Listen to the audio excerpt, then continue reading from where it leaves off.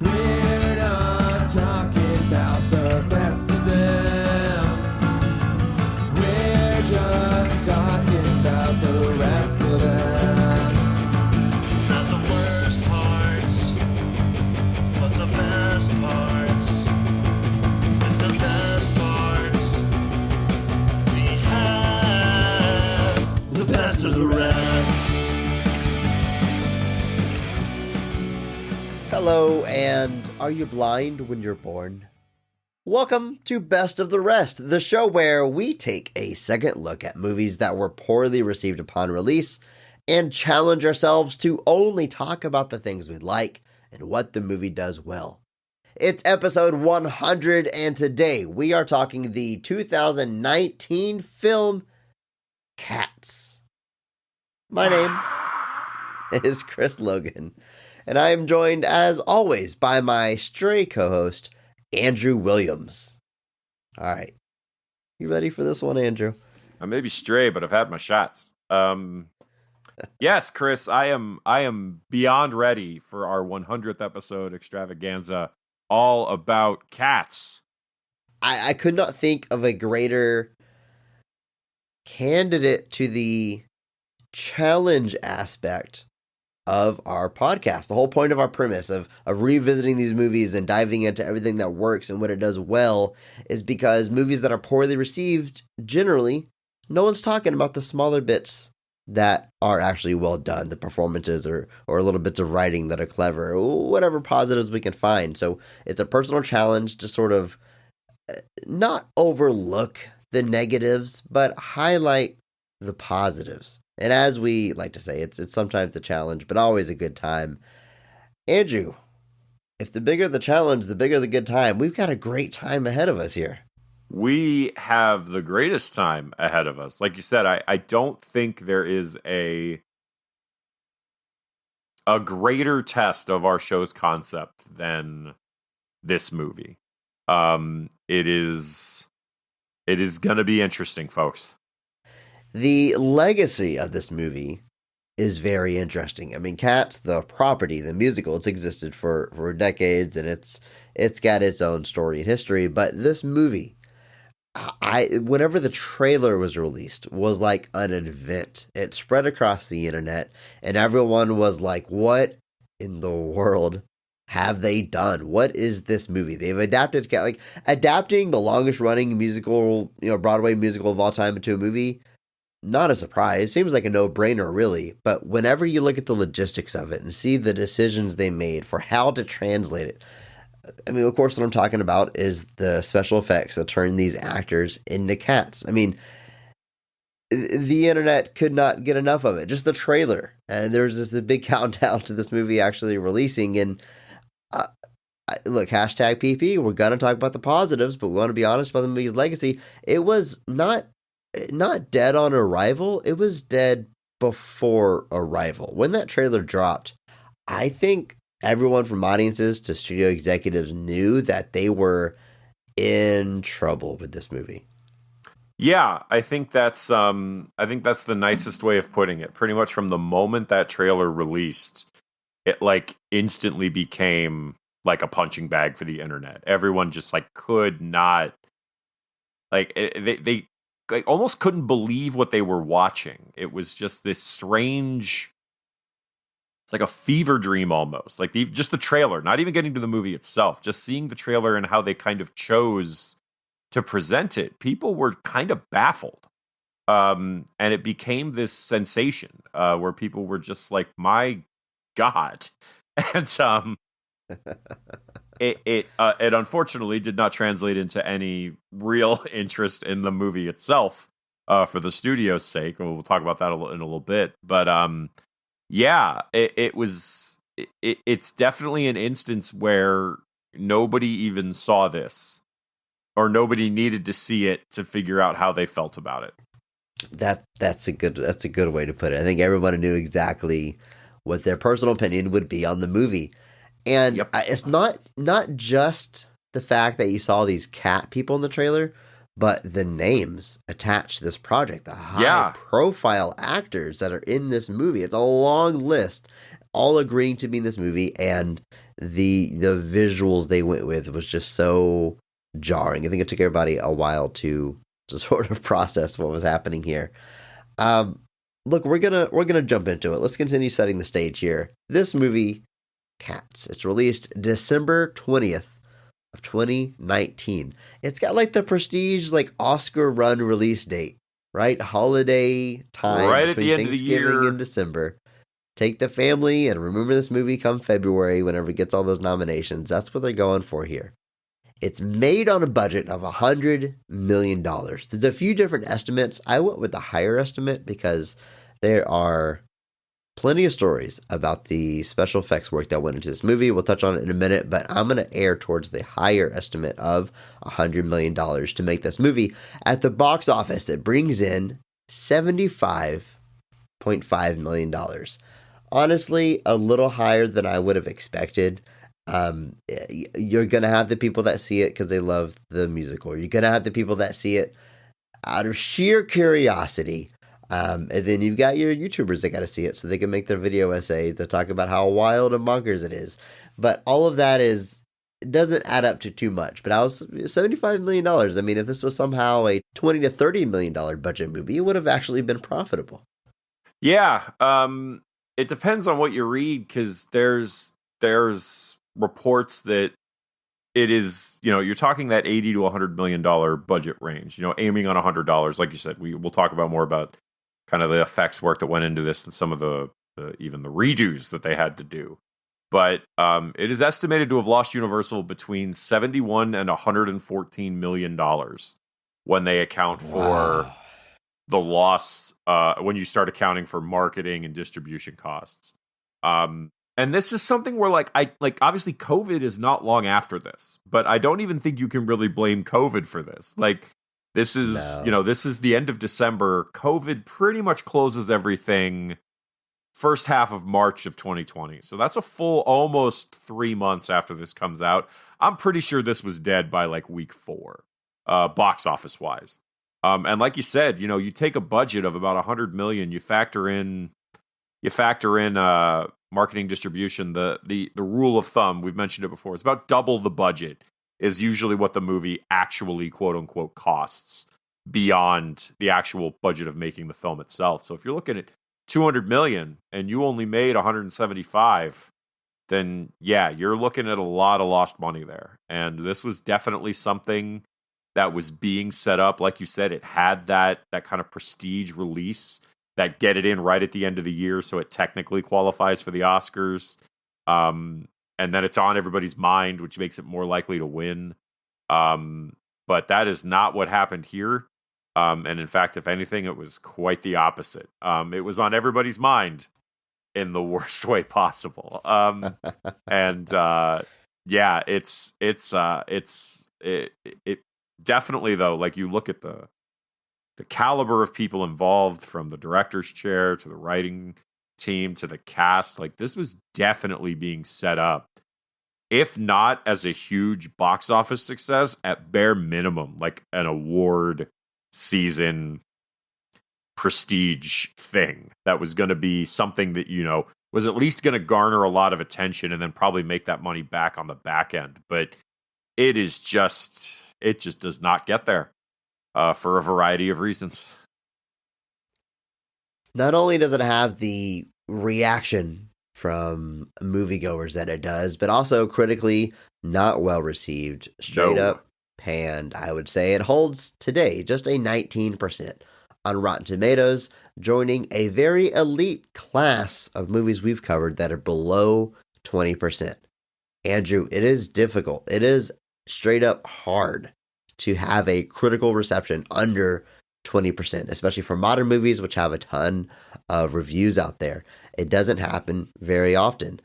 I honestly, just kind of based on what I knew and heard about this movie, it's still a little bit higher than I thought it might be. I would have been surprised at a 9 to 12%, but there's a few positives out there, citing the performances and songs and just the strength of the source material alone kind of carrying the movie. But no matter how you look at it, 19%. I mean, that is just universally. To clarify, folks, that the way Rotten Tomatoes works, if you're not sure, call it a 20%, basically means that out of every 5 critics, one of them liked it. Works. The percentage is not anything indicative of like the number scale. It's how many critics would give it a positive review. So when you see that The Godfather and, say, the Seth Rogen classic Long Shot both have scores in the 80%, it doesn't mean they're both 8 out of 10s. It means that 80% of critics liked them. And probably not the same 80%. Probably you're correct. Not the same 80%. But so that means about 1 out of every 5 critics enjoyed it, which, like you said, that's, when you start, like I said, you start getting into the single digit percentages, that's, you're looking at a few errant critics that liked it. But in this case, you had, like you said, about 1 in every 5 critics that did enjoy it. How much they enjoyed it, like you said, how much of that is also related to just being fans of the source material, that's a different question. But needless to say, still, you're looking at a situation where 1 out of 5 critics liked it. It is a tremendously low score, below 20%. There are movies we've covered that have a higher score that you'd probably be shocked to have a higher score. But yeah, it is, like you said, the idea was that, even if it didn't thrill at the box office, it would at least still attract awards attention. It did not do that either. And like you said, kind of probably the opposite at the end of the day. The wrong kind of attention, as it were. They say any press is good press, but not in this case. The movie's written for the screen by Lee Hall and our director, Tom Hooper. It's, of course, based on the play, which is written by Andrew Lloyd Webber, which is itself based on a collection of poems by T.S. Eliot. So it's just turtles all the way to cats, all the way down, Andrew, as far as who is actually responsible for writing these characters and story. But we're talking about the movie specifically. So you got Lee Hall, who is helping adapt this, who's got plenty of experience on both the movie side and theater side of things, with plenty of playwrights and screenplays under their belt. Notable for the movie Billy Elliot and its various adaptations to other media, as well as the Elton John biography Rocket Man, which comes out the same year, folks. Wow. Rocket Man and Cats are both released in 2009, and Rocket Man, unlike Cats, was pretty critically enjoyed. So Lee Hall, not really a deep working with Tom Hooper necessarily, but like you said, tons of plays, including a stage adaptation of the film Network. For those of you that are familiar, I believe Bryan Cranston took on that role for some of that original stage run, which sounds like a heck of a thing.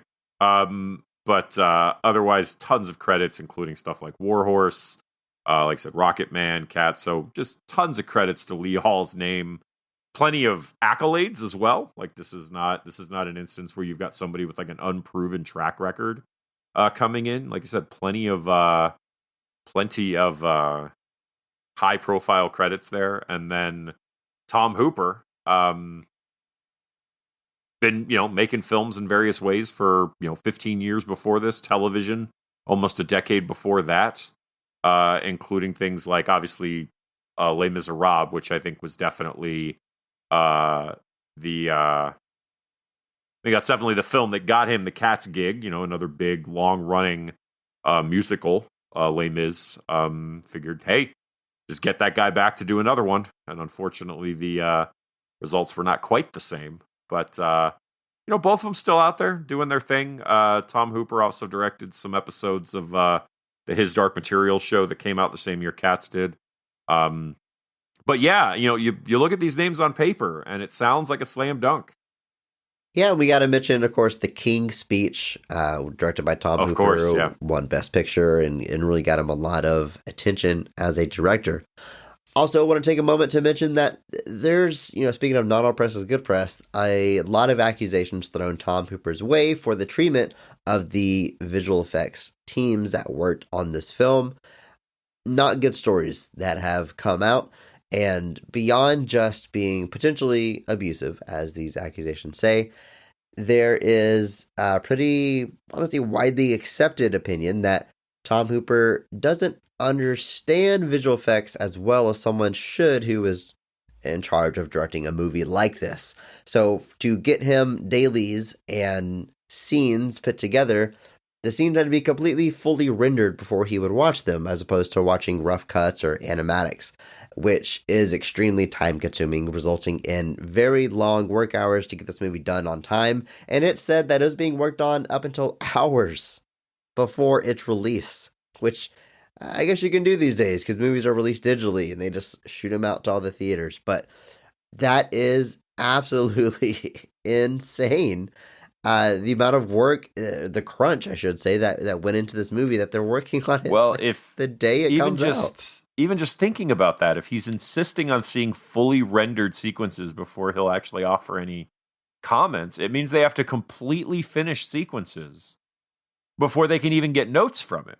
So if he wants anything differently, they have to basically start all the way over. Like you said, it is not an efficient way to do this. And like you said, you look at a lot of his previous work, I'm sure there was green screens and things like that, but the fully rendered characters definitely sounds like it's something that I don't want to say was out of his wheelhouse or he was incapable of understanding, but it just doesn't feel like it all jibed together very well. Like it feels like his directorial style is to have a lot of like understanding and control of the scenario, and when you're dealing with live action, I think that comes much easier, where you can watch back a live action sequence and you get a vibe for how everybody is and how everything is, and everybody's in their costumes, their wardrobes, without a whole lot of trouble. But when you're looking at a CGI film where your characters are almost completely rendered, yeah, it's a different ballpark. And that's not even diving into, I guess it's a good point as they need to talk about it.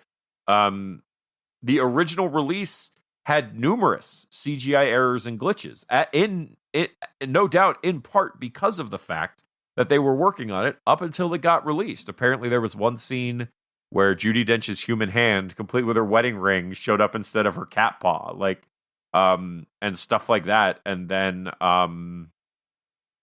they 2 days later, I think they said they would have a new print available for them to get so that they could update it. And like I said, God knows what meant that happened in those 48 hours to those poor VFX people that were also underpaid.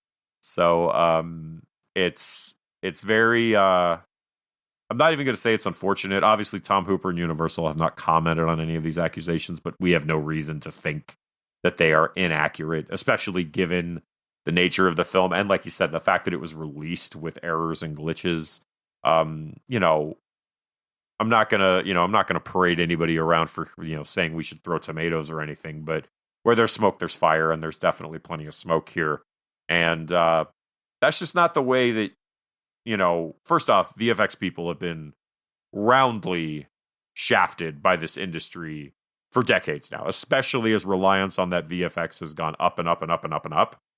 The treatment of those teams is still lagging way behind. They're not paid like they're the integral part of these films like they are.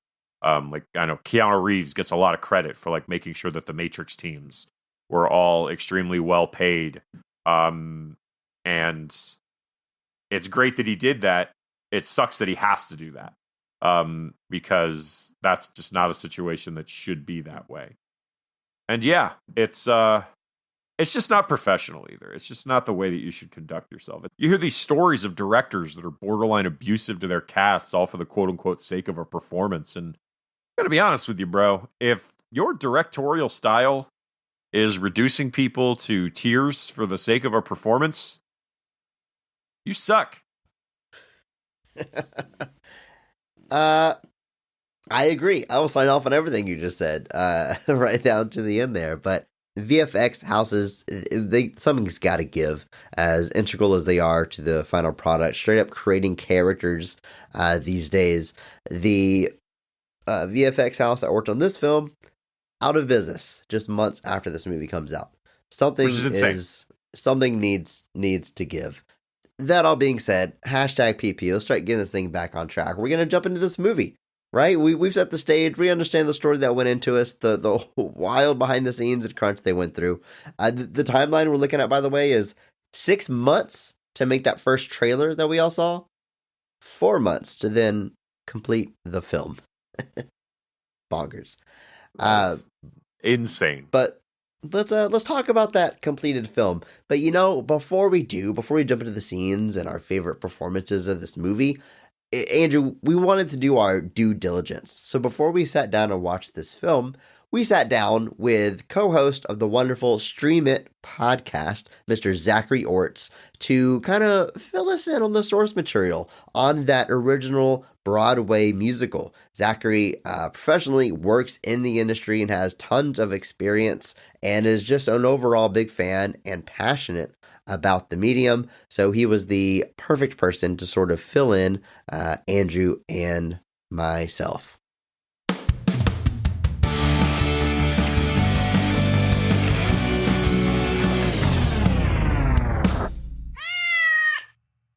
Welcome to the show, Mr. Zachary Orts of the Stream It podcast. I appreciate you making the time to come on here and give us a little bit of insight into the source material of this film we are talking about. But welcome. Glad to have you. Thanks for having me. It's my pleasure. I always feel, we've covered a few musicals on Stream It, but I always feel a little bad when I subject Matt to all of my musical theater tirades, rants, lectures. I'm not sure the best word for it. So I'm happy to infect your podcast with a little bit of that as well. Well, we're asking for it. We want it. We want you to bring all the nerdy passion that you have for this style of entertainment. That's what you say before we've started talking about it, but I don't know. We'll see if you're singing the same tune. Yeah, we'll see. Two hours from now, we'll see. Yeah. Chris, I love how you called it this style of entertainment. Like you're dancing around it so hard to try to like. I don't know. What would you call it? Medium of narrative? I don't know. Musical theater. You mean musicals? Yeah. Yeah, it's a musical.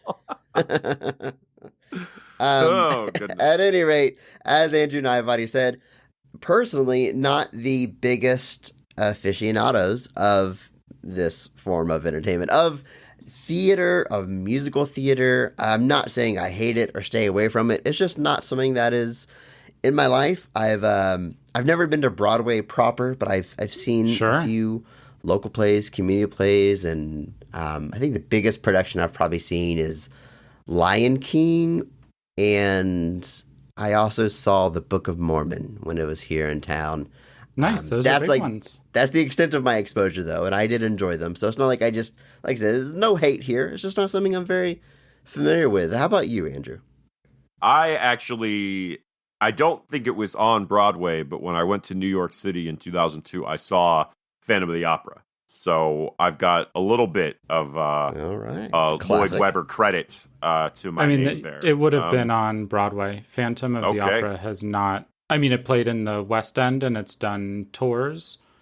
Assuming you mean you saw it in Manhattan, right? Yeah. Or in New York City? Yeah, so it had to be on Broadway. It's restricted outside of, within the New York area, probably within several hundred miles. So. This is why we brought you here. Perfect. That's the obscure knowledge that we need from you.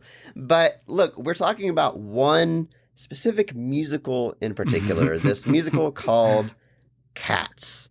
And I'm so glad to have you here to talk about this because I am kind of fascinated and curious about why this musical has the status that it does. From an outsider's perspective, I feel like Cats is held up, at least in mainstream pop culture, as the musical of all time. If you see it referenced in other media, if a movie is referencing a Broadway play, it's Cats. It's either a parody or it's just the play that happens to be playing. There's the references to it in Funny People, in The Office, and just about, like I said, anytime musicals come up, it's always Cats. Sometimes a punchline, sometimes genuine, but it's just the reference. So I guess my question is that because Cats within the community is looked up as like this definitive great work, or is it something else that makes it such an easy reference? Yeah, so you had mentioned this to me, that this was sort of like the big question that y'all want answered. And I think, I mean, part of the problem is like, I think the theater community has also been grappling with this question for, I guess 4 decades now. The show opened on Broadway in 1983, and here we are in 2023. So it's been 40 years. And I think Cats is like, it has this really weird place where a lot of the theater community doesn't really care for this show. It sort of overstayed its welcome, but it is immensely popular, and it did run for a long time. I'm not sure that's part of the legend that it has in the musical theater community and the Broadway community. I'm not sure if you two are aware of it, but at one point in time, it was the longest running show in Broadway history. Wow. So that's news to both of you. Yeah. On June 19th, 1997, it surpassed A Chorus Line as the longest running show on Broadway, and it has since closed, so now I think it's only number 4. But would you be able to hazard a guess as to the 3 that are in front of it? Just guessing wildly, is Wicked one of them? Wicked is not one of them, but only because it hasn't been going long enough. It opened in 2004 and it hasn't closed since then.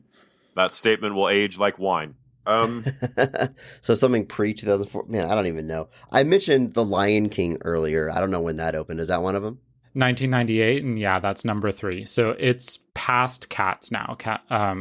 It has, let's see, I have the wiki, 9,912 performances, and Cats did 7,485.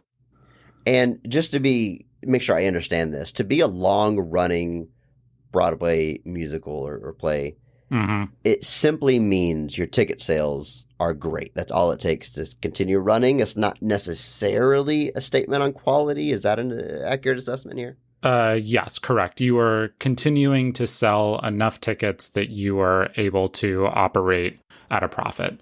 And maybe this is obvious, maybe this is not, but running a Broadway musical is exceedingly expensive. You have to pay the rent in the Broadway theater, you have to pay all your actors, you have to pay all your musicians, you have to pay for brush up rehearsals, you have to pay all your tech people.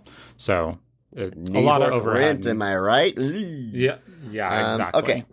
Well, Andrew, I got one of them. I guess I'll go to what I see. Is Phantom of the Opera one of them? Yes, that is number 1. So Phantom of the Opera is currently sitting. Nailed it first try. Yep, nailed it first try. Sitting at 13,941, and it's actually set to. We're past. It has announced its closing, and it has pushed back its closing now several times. So, assuming that the closing that it has announced will stick, it's due to close in the next couple months, and then conceivably something like Wicked or something like Lion King, which is still just going gangbusters here, could take over that number 1 spot. But for a long time, it was Cats. It was this musical that the movie that you're watching or have watched or are going to watch is based on. We actually have not, at the time of this recording, have not watched it. We're still in the preparation phase. It's the big episode 100 celebration. We wanted to go as big as possible. There's not a bigger possible challenge to our concept than this film and the reputation that it has. Of course, we're doing what we do. We're diving into the positives, but I want to make sure we've done our homework. Andrew, you haven't watched it yet, right? No. But what's the other one? Oh, there's still one left. Sorry, you're right. Let me take a guess at it. Okay. Is it the Broadway adaptation of the 1993 film Demolition Man? Oh, that is so close. But it's not that. It's one that I assume you would not get, but it is one that you probably will be familiar with the title because there was a movie adaptation of it within the last 30 years that was very well received. With a movie adaptation within the last 30 years. You've narrowed it down for me so much. Yeah, I mean, it's actually a lot less than that. It's within the last 20 years. Is this musical named after a city? It is. Is this musical Chicago? Yeah. Hey, there you go. Nailed it. First try. Nailed it. First try. So Chicago is also still running, and it's at the number 2 spot. So wow. So all that to say, in the New York world, in New York City, it was a staple for a very, very long time. Additionally, I guess I should also ask, what is your... So music written by Sir Andrew Lloyd Webber, I think has made the most money writing for musical theater of any composer of all time. What do you two know about him? Do you have any opinion of him? Do you have any sense of what his catalog is generally like?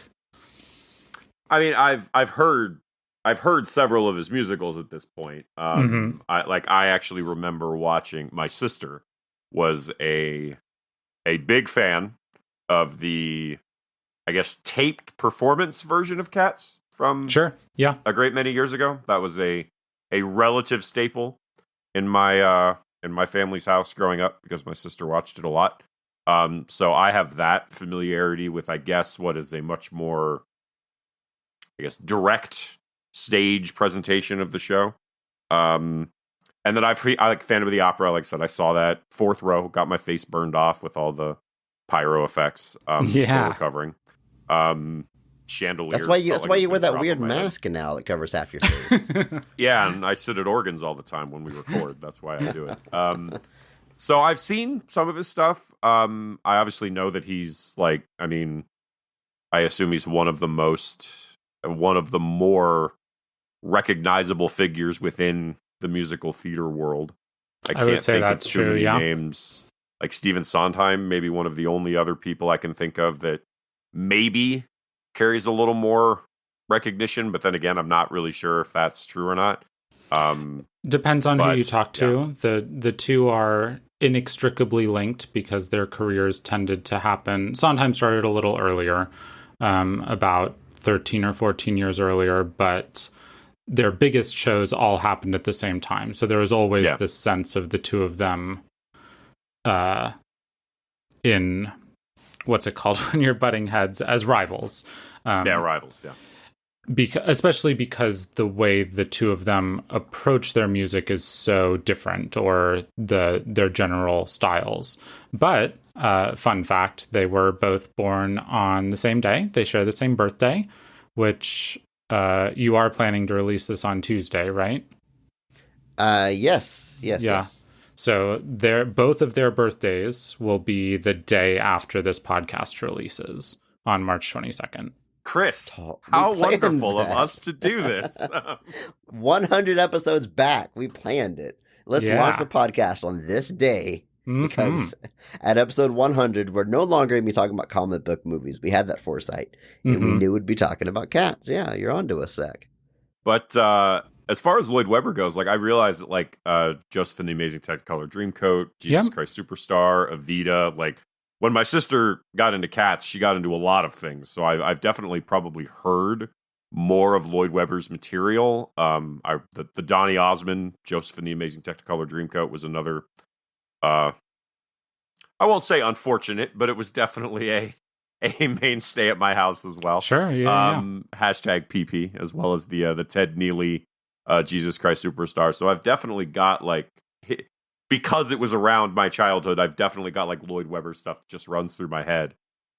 Pretty much, I won't even ask for it. I'll just be sitting somewhere and then boom, Donny Osmond's in my ear. And I didn't ask for him to be there, but he's there. And I guess it could be worse. That's definitely more exposure than I have. I mean, Andrew Lloyd Webber, I know the name, just like if you don't watch hockey, you know the name Wayne Gretzky. It's kind of, he's transcended I think that's what they actually call Andrew Lloyd Webber. He's the Wayne Gretzky of the musical theater world. Is that his moniker? Yeah. Okay.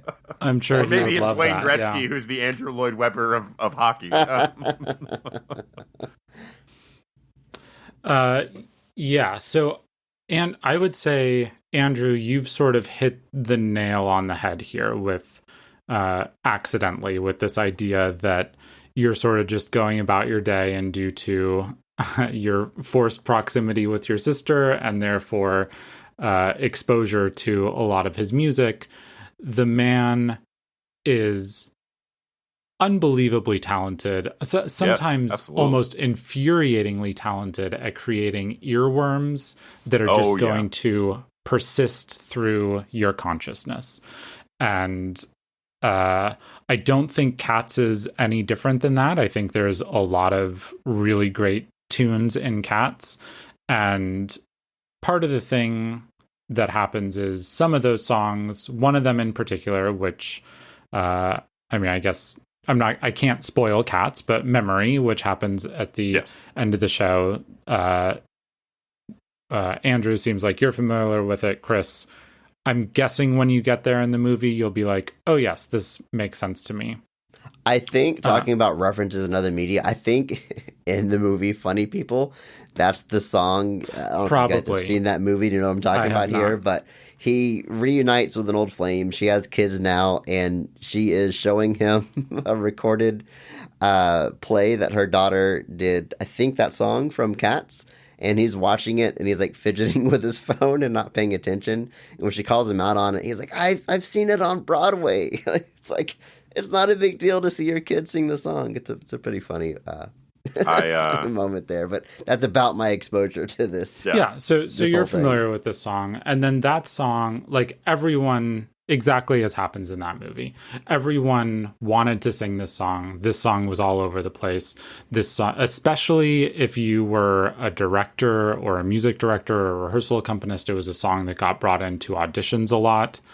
And when that sort of stuff happens, you're not really hearing the cream of the crop sing the song. You're hearing it sung badly. And it doesn't matter how good a song is. If you hear it sung badly, a lot of times it is going to outstay its welcome. And so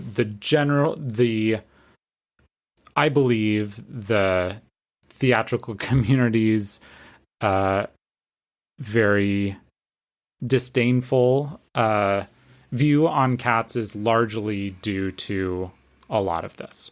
Of course. So it's like in Wayne's World, whenever he goes into the guitar shop and they have a sign that says no stairway because they're sick of crappy guitarists trying to play. I will say exactly.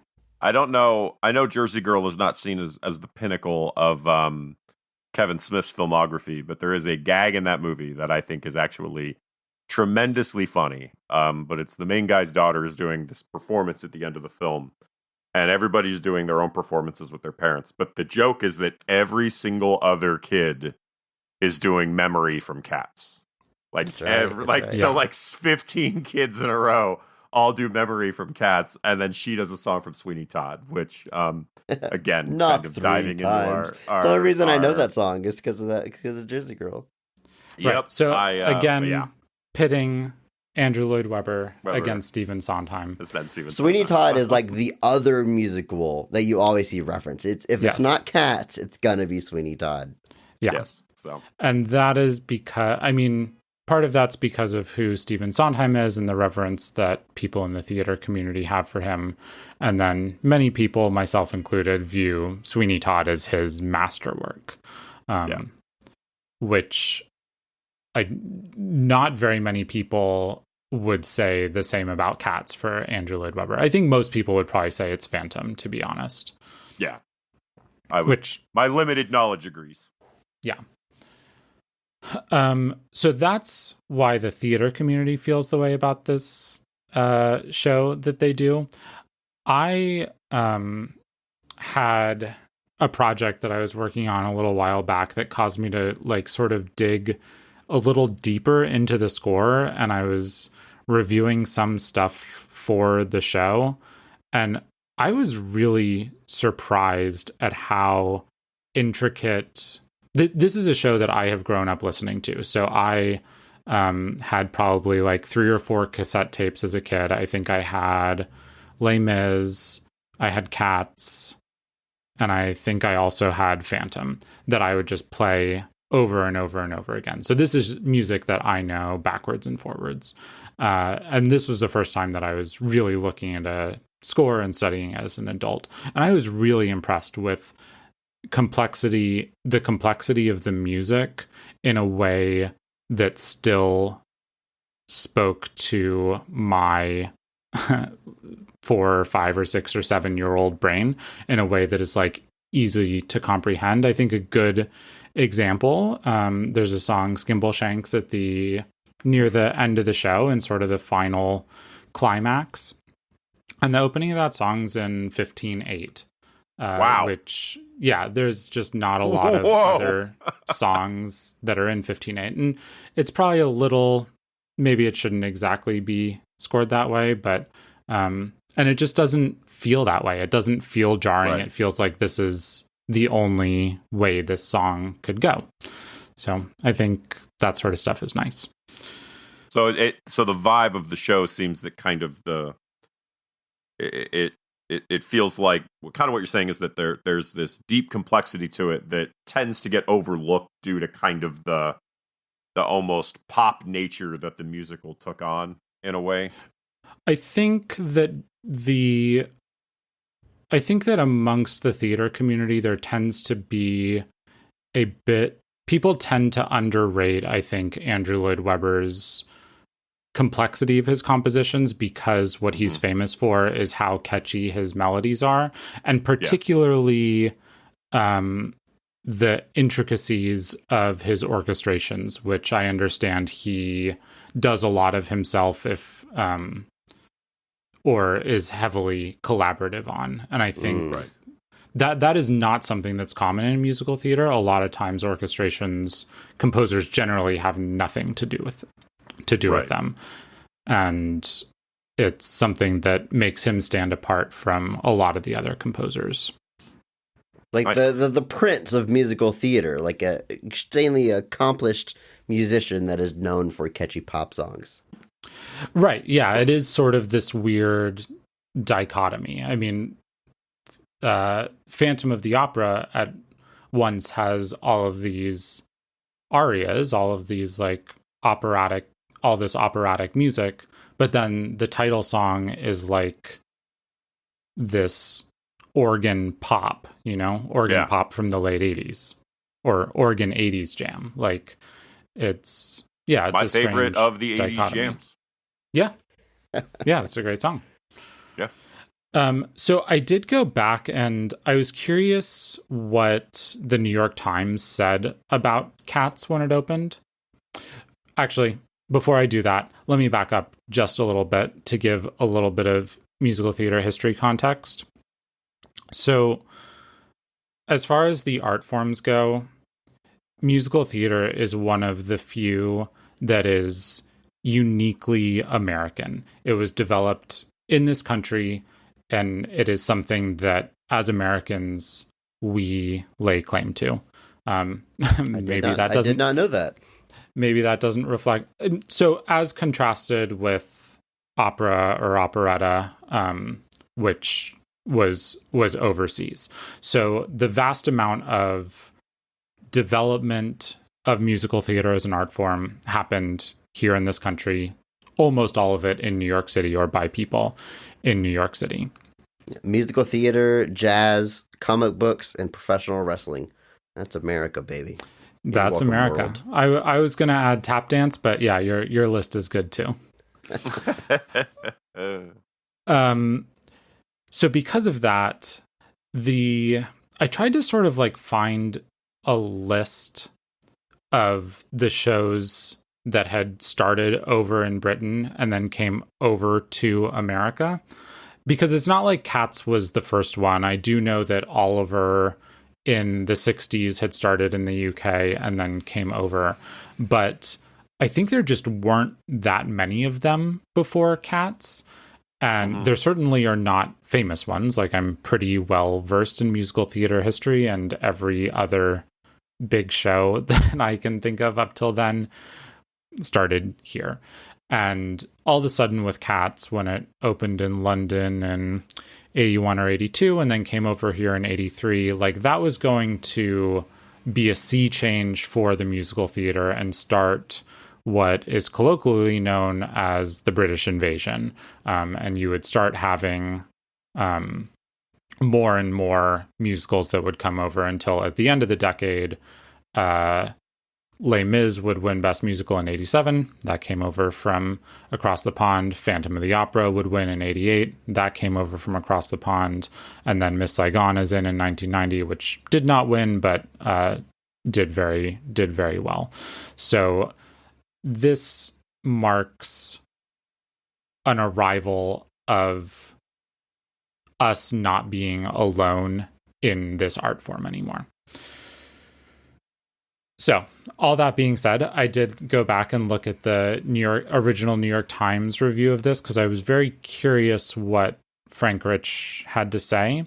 And I thought this quote from just about the top of the review was pretty illuminating to me. So, he said, "The reason why people will hunger to see Cats is far more simple and primal than that.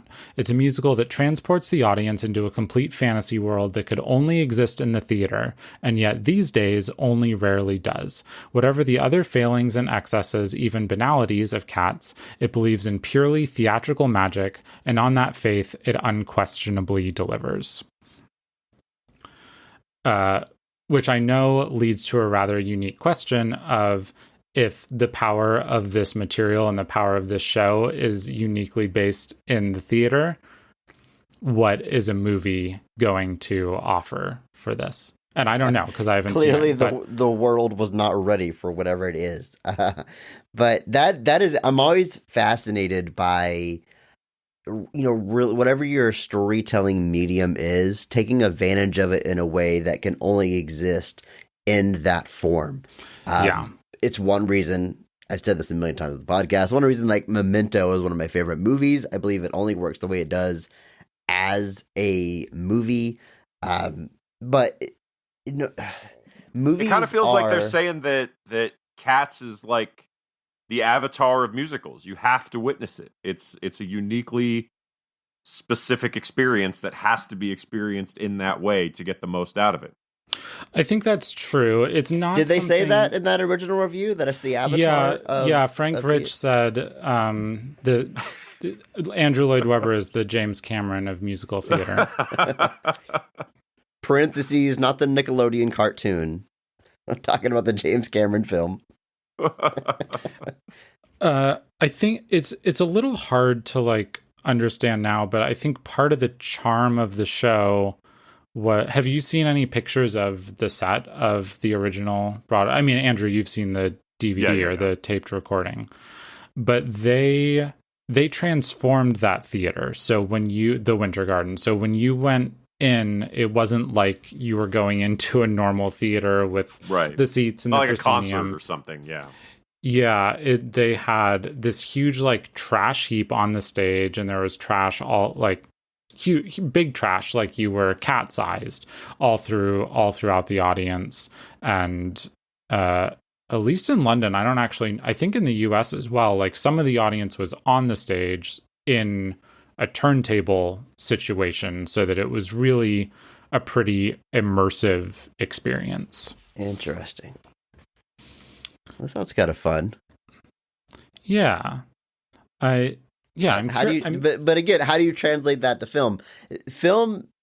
Movies are, let me think of a nice way to say that. Anytime a story exists in another medium that gets deemed it's unfilmable, Hollywood or a filmmaker tries their damnedest. To do it. Yeah, they take it as a challenge. They take it as it's unfilmable. Watch me film it. And there's Watchmen had that 80% reputation chance, until it finally happened.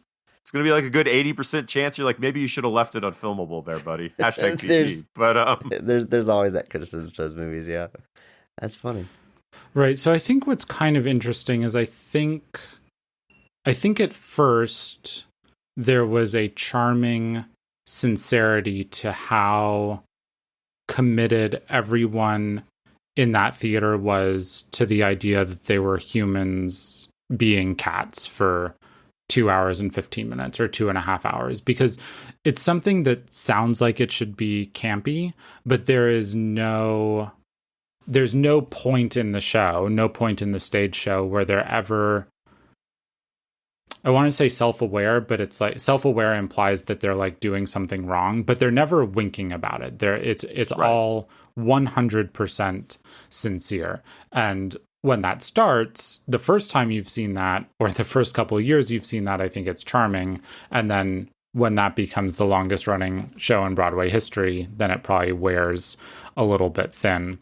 And that magic is something that seems particularly difficult to translate from a theater, where it's a very visceral, lived experience for everyone, to the screen, which is much more intimate.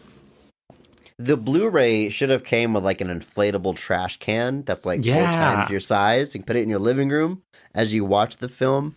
I think that was a missed opportunity there. It could I have think really so turned too. this movie around. Yeah, financially. it's an interesting kind of I'm trying to think of the right word, but yeah, part of the experience is being there, essentially, being in the environment. With a film, you're kind of on the outside looking in, and there's a lot that you can do with that, as we all know. But when you come to it's kind of like the experience of being at a concert versus kind of listening to the concert later. The experience is almost always different, because in the moment listening to it, the experience is different than, listening back to it later, especially after, they've processed it, remastered it, whatever. Something about that raw original performance. And that's just an audio situation. When you add in these kind of visual hallmarks and these kind of, like you said, within the audience itself, you're creating this entire experience that you just can't get watching it back later to a degree. And that's super interesting. We are in the middle of Matrix month, as Lawrence Fishburne would say. Unfortunately, no one can be told what Cats is. You have to see it for yourself. Good old Fish. Fish. What can you say about Fish? What are you gonna do? What can you say about Fish? One of the other additional things that is particularly challenging for a musical on screen is that anytime someone opens their mouth to sing, you already have to do a pretty big jump to suspend your disbelief in that moment. When it's happening in front of you, you're seeing the person sing, they are singing. It's a lot easier to swallow than it is on screen, because on screen, A, they're not there, they're not with you, but B, they are also having to convince you that they are singing, because a lot of the time, the vast majority of the time for movie musicals, they are not actually singing. They're lip syncing to themselves, to the perfect tracks that they laid down in the studio. And a lot of the times they're like 97, 98% correct and 97, 98% great. But even in our subconscious, that extra 2 to 3% like just tries to override our brain, and we're like, this isn't real, this isn't real, this isn't real. So it's a pretty tricksy thing. Yeah. I always, when someone's singing in TV or show or a movie, I always look at their throat, and because you can see it's like not straining very hard, even though they're belting out a song. I don't know why I ruined that for them. I'm watching the movie wrong when I do that. I realize. No, I definitely do what that. I always think of is I always think of Monty Python and the Holy Grail, where the kid keeps trying to break into song, and his dad just keeps coming back in and is like, no, stop. That's enough of that. No. Do you guys have other questions? I have one funny anecdote that I will share about the show. We don't do funny else. stuff. We don't do funny stuff on this. Well, is maybe not you just real won't laugh humor on then. this No show. jokes, no comedy. We're gonna Well, actually, I take it back. There are jokes on this show, but we're the only ones allowed to do them. I see. We can't have anybody upstage us. Okay, well, I'll tell it, and then Chris can Welcome to edit being himself. a friend of the show, Zach.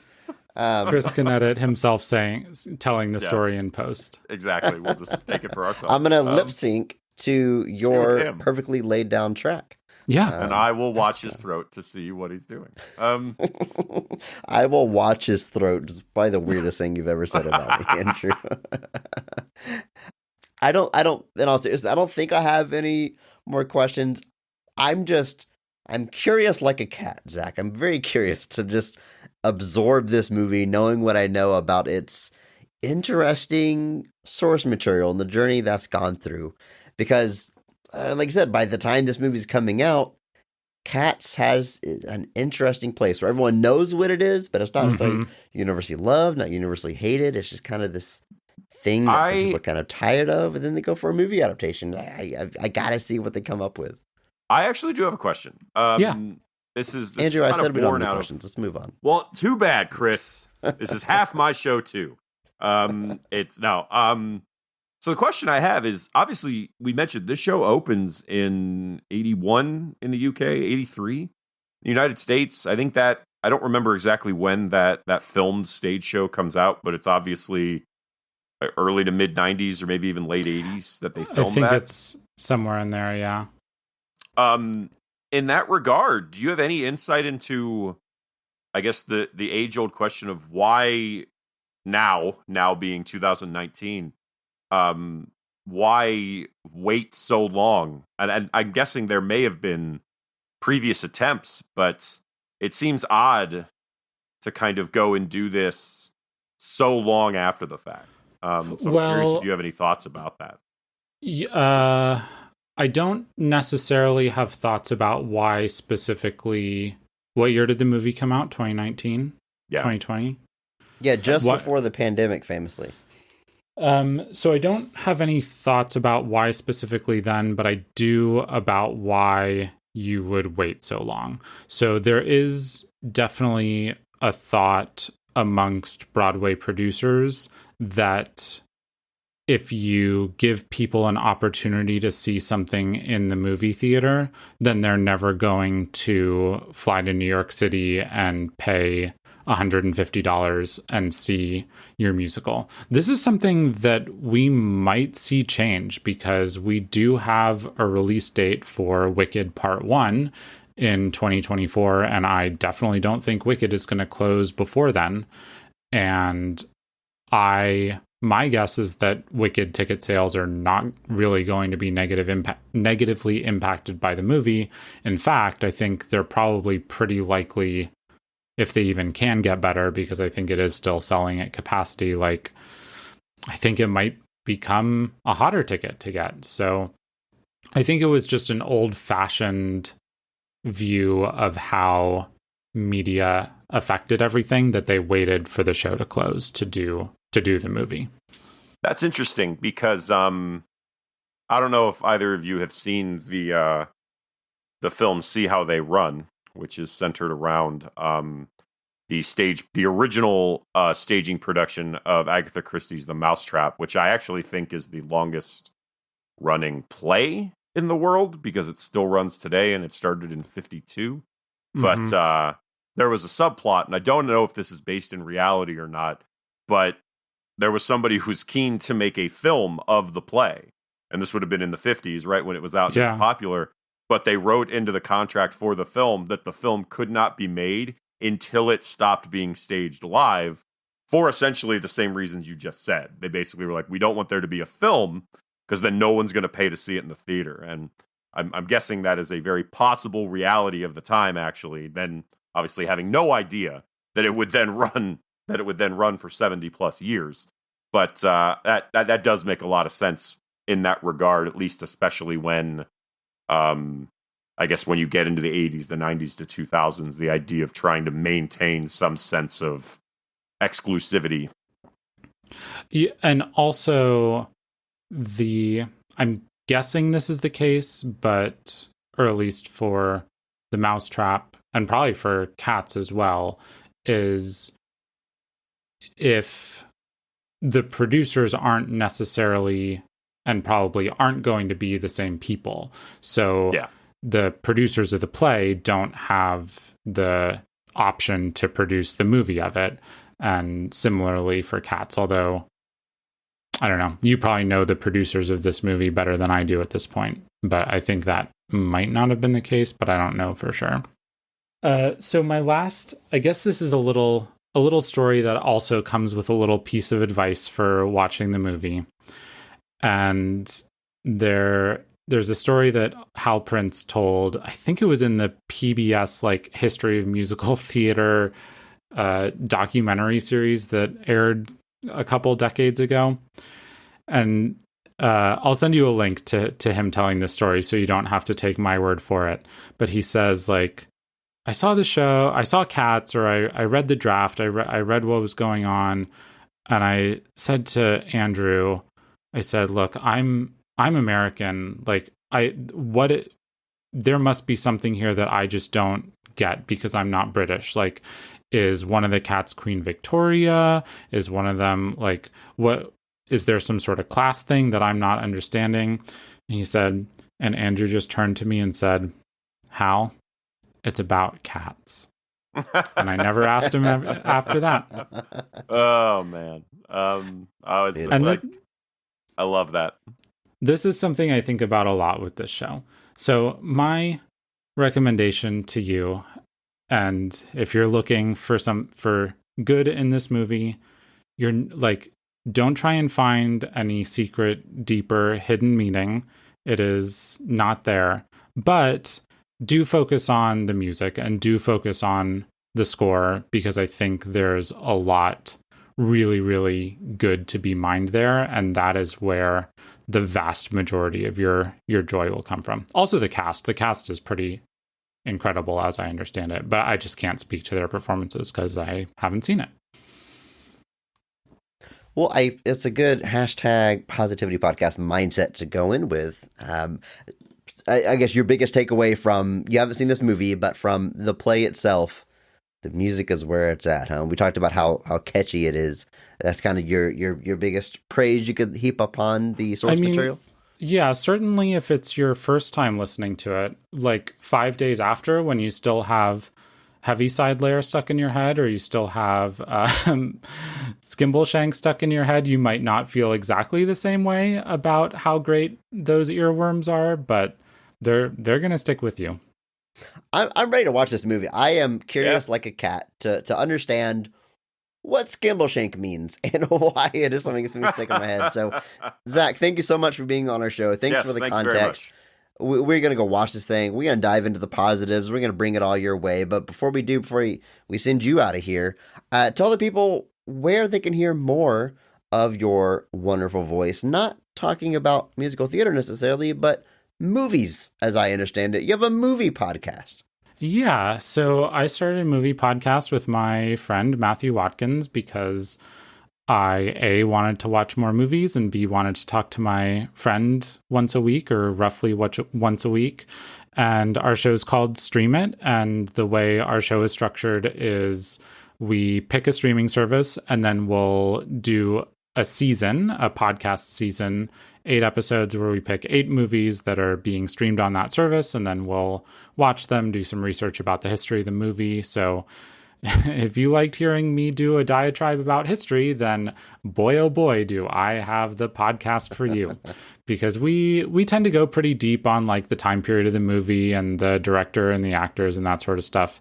And then we'll talk about the movie after that. So I think the strength of our show is that we do have a strong diversity of movies. We've covered movies from a lot of different time periods, and we've covered a lot of movies that I haven't seen a lot of other podcasts cover. So I'd say come check out what our episodes are and give one of them a listen. There's a particular episode about the movie Palm Springs, which features yours truly praising the heck out of that movie, and Andy Samberg's performance in particular. Big fan of that movie. I'm glad you gave me the opportunity to join you guys and talk about it. I'm a big fan of your show.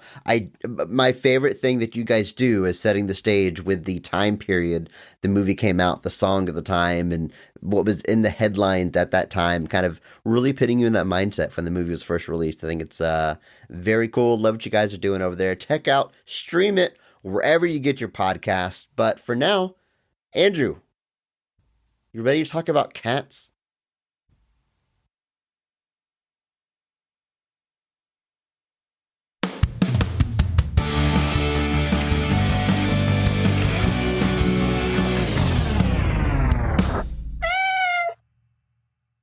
When a white cat named Victoria is abandoned by her owner in a dark back alley of the city, she is greeted by a group of alley cats that call themselves the Jellicles. As Victoria is introduced to each cat and learns their various backstories, she also learns that the annual Jellicle Ball is approaching. Each year at the event, the head of the Jellicles, Old Deuteronomy, selects one cat to become the Jellicle choice and ascend to a new life at Heaviside Lair. This year's ball is interrupted by the mischievous and magical McCavity, who kidnaps various cats, including Old Deuteronomy herself. Victoria rallies her new friends to make a grand rescue and save the day. That's our story. Pretty straightforward. It's about cats, as we learned. I will say this before we dive into this movie.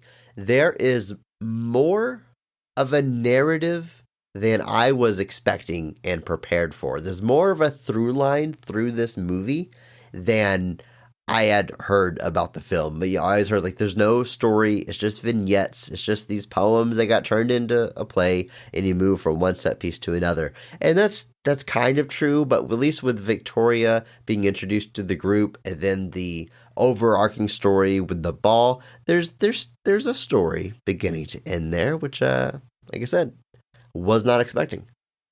Yeah, I mentioned having seen the old kind of film of the stage show, and it was, I didn't really remember if there was a narrative. I just remember all the different songs about the different cats, and I didn't remember if there was really anything behind it.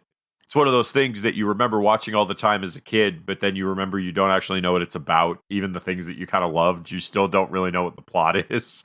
So watching this, I was just like, really? Is that what this is about? Like, I kind of forgot. And yeah, it was surprising how, there is this, don't get me wrong, the narrative as it is exists mostly just to set up everybody's kind of moment to sing their song. But there is a through line through it.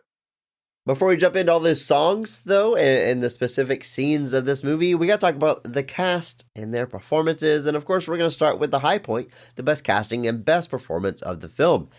Every episode, we recognize one person who goes above and beyond the call of duty, that they actually elevate the quality of the entire film with their performance. We recognize that person by giving them the Mark Strong Award. Andrew, go ahead and kick us off here. Who is getting your Mark Strong Award for Cats? I am giving it to, I guess, the villain of the piece, as it were. I'm giving it to Idris Elba as McCavity, the kind of nefarious cat. Spoiler, all cats are nefarious. But it's a meaty kind of role. He gets this kind of strange subplot. Like, he's kind of featured throughout the play as kind of this dark, mysterious, magical cat. He keeps kidnapping basically any cat that's kind of on the stage is being chosen for this year. He's kidnapping them. So the idea being that he will be the only one left at the end. Therefore, he has to be chosen. He doesn't have a lot of singing parts until he kind of gets his big moment later on with T Swift. So how if you're gonna have a moment, it doesn't get much better than that. But yeah, he's Idris Elba. There's nothing I wouldn't watch Idris Elba do. Whether that's fight lions, whatever, I'm in for it. So here, like I said, he's our villain. He's having a good time, making the most of it, and really kind of getting to, like I said, lean into that villainous side that he doesn't quite get to do too much anymore. So I was there for that as well. Idris Elba, of course, an alum of the show. We talked about him back on our Ghost Rider episode. Ghost Rider 2, I believe, is the one he showed up in. And as we've said about him before on this podcast, he is the greatest actor of all time. And just so cool in everything he does. I think this is a great pick, Andrew, because there's a handful, not to sound backhanded to any of this cast, but there's a handful of people in this cast that I think their charisma, their what makes them unique, and their performance overall shines through the bonkerness around them. This is a bonkers movie, no matter how you look at it. But Idris Elba manages to still be cool as hell even under all of the special effects and cat ears and everything else they got him doing, I'm still looking at him like, yeah, I'm scared of that cat. He's also cool as heck. Those eyes are very cool. And throughout the movie, we see, I mean, they're cats, right? They don't wear clothes. Some of them have like a fur coat, but by and large, we're looking at naked cats the entire movie. For some reason, when he does a song at the end and he's naked, I'm like, wait a minute. Whoa, this one's making me look away from this. This one's making me a little uncomfortable here. This one's weird somehow. I don't know what was different about it, but yeah, it was great. Idris Elba, I didn't realize, is like, obviously classically trained, actor and singer and stage performer, but has like music. You can look him on Spotify and like listen to his album. So this is obviously not out of his wheelhouse. I will say, up and down the cast, they were pretty smart about casting the right talent for the right role. You've got people from the stage here, ballet dancers, break dancers, classically trained film actors, and pop stars, all depending on what role they're casting. I think it's all well done, including your Mark Strong Award winner, Idris Elba. I am actually going in a different direction with the Mark Strong Award. There is someone else in this movie that I also felt was able to shine through some of the visuals that surround them and really carry this weight, and even manage to bring some of that coveted gravitas to the film, if you will. My Mark Strong Award is going to another alum of our show, Dame Judi Dench as Old Deuteronomy. I think she is appropriately, I mean, I'd use the word gravitas, but she is bringing it, but she feels important. And it's like a broken record going as we go through this cast, but like, Andrew, she has fur and cat ears and cat mannerisms and nuzzles other actors. But I'm still taking her seriously when she speaks. And I think not everyone can do that, but Dame Judi Dench certainly can. And how great is it we get a scene with Judi Dench and Idris Elba together? That much closer to our M and James Bond fantasy casting. Almost. We're so close. They just happen to be cats. I'm sure that's somebody's fantasy casting even more somewhere. But yeah, you're correct. It's Judi Dench. She plays Old Deuteronomy, and to be fair, that character is meant to carry this level of respect. She's the one that picks the or Old Deuteronomy, however it may be cast, is the one that picks whoever gets picked to go to the Heaviside Layer and have their new life or whatever. So it's an important character. Having somebody that has that weight to put behind it definitely plays to how the character is meant to be taken by the audience. So casting Judi Dench, this is one of those castings that on paper makes perfect sense. It's very cool that typically Old Deuteronomy is played by a male actor, but they chose to cast Judi Dench and make the character female. Still, of course, works just as well. Yeah. And interestingly, Judi Dench was cast in the Broadway of Cats, but was unable to actually perform the role after she sustained an injury. So all these years later, she gets to get a part in the film adaptation, and they, slightly rewrite the part to make it work for her. Just full circle stuff, and very cool. She was actually going to play Grisabella in that original version of Cats. Grisabella being the one who sings the most famous song from this musical, which I'm sure we'll talk about a little bit later. Francesca Hayward plays our lead of the movie, I think you can say. It's, of course, an ensemble cast, but Victoria the cat is the one that we are sort of the eyes of the audience in our entry into this world. As she's getting introduced to the Jellicles, so are we. And for the most part, she's just wide-eyed and kind of taking it all in, but gets to sing and dance throughout the movie, possibly more than anyone else, definitely more screen time than anyone else, and Francesca is up to the task. Francesca, woman of many talents, of course, an actor, as we see here, and an accomplished ballet dancer. Again, very necessary for what is being asked of her. I think the casting of this movie, and we're going to go through the performances, but I'll say it, there's some very good performances in this movie. That is not the issue. People up and down are working their ass off. It it just happens to get covered in fur by computer at the end. But underneath that, you can see, I mean, as we talked about a little bit with Zach, like with that original play, he was telling us like the cast and the play itself isn't like winking at the audience. It's not saying like, hey, isn't it ridiculous that we're humans playing cats? It plays it totally serious and totally genuine. And our cast here in the movie, for the most part, is no different. There's a couple of them that I think sort of can't help but wink at the audience, I will talk about. But certainly Francesca is playing that lead role with utter sincerity and doing a great job. I agree. This is kind of the Victoria in this film version is definitely presented as kind of the audience conduit into this world. Victoria is the new cat that's kind of being introduced to all of this, as it's kind of experiencing all of this for the first time. My understanding is that in the original musical, she's kind of already there. Like, she's not presented as this new cat to the tribe. I don't remember exactly, but within the film, she's the one that kind of is experiencing all of this for the first time. And there's not a lot of solo singing parts with the character Victoria, just a lot of dancing. There are instances in the film where she does sing some of the new songs that they add as well. But a big part of the Victoria character is the dance element. And in that regard, Francesca is more than up to the task. She does a fantastic job with some of these things. And acts as a great audience conduit into this strange world of the Jellicle cats.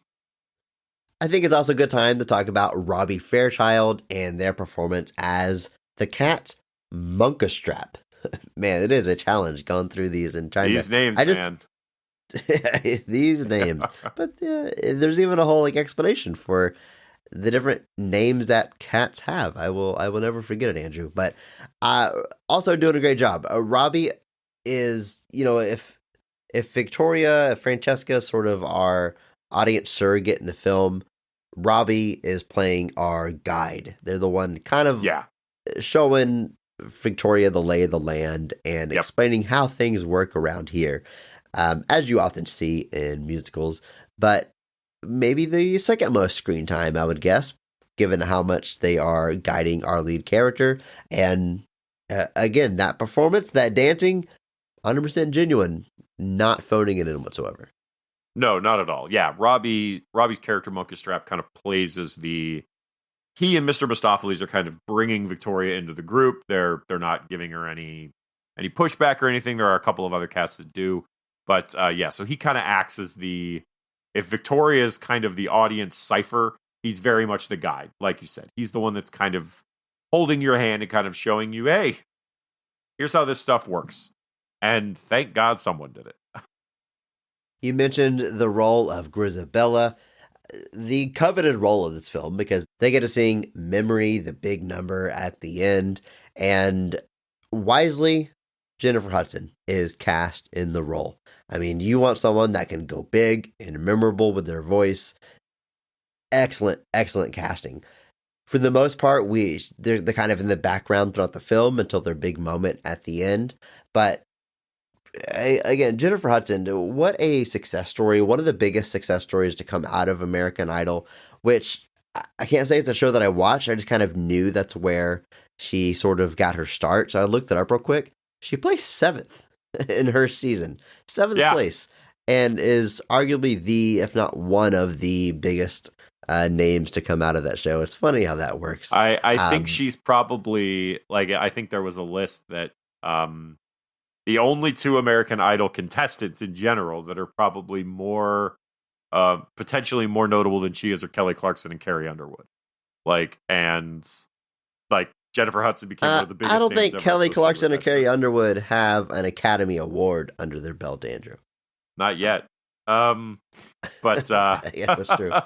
But either way, it kind of shows the nature of that. There are plenty of American Idol winners that never really go on to great success, and there's some people that are just in the ranks that end up kind of finding their vibe a little bit more. And Jennifer Hudson is definitely one of them. Like you said, 7th.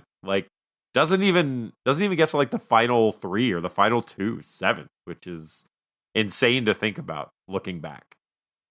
Laurie Davidson plays Mr. Mistopheles, a magical cat who has a important role towards the climax of this film, and a bit of a love interest for our cat Victoria. Sort of covers for her certain parts of the movie, and then they are, dare I say, seen nuzzling quite a bit towards the end.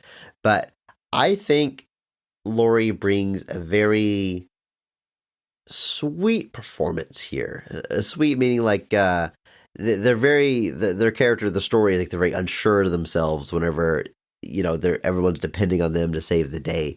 And even though they're trying to put on this bravado and courage, you can tell, you can see it in their eyes and hear it in their voice that they don't quite believe it yet. And I just got to give all the kudos in the world to be able to get that level of nuance across underneath.